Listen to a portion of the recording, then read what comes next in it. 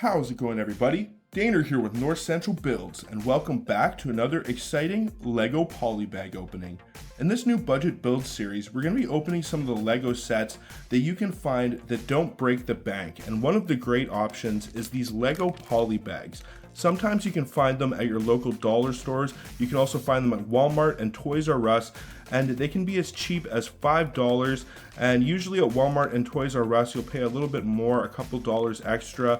For this Doctor Strange's Interdimensional Portal Lego set, I paid around $6 or $7. I believe I got it at Toys R Us. I'm a huge fan of Marvel and the Avengers series. You can see that this is from the Infinity Saga right there. It's a pretty cool looking set. It looks like we have a Doctor Strange minifigure and also a little mini set of the Sanctum Sanctorum. This set features 44 pieces.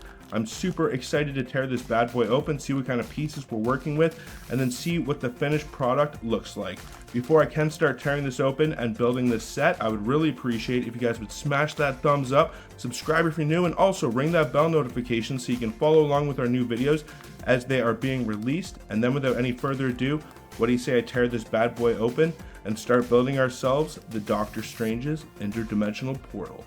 Let's get it, guys.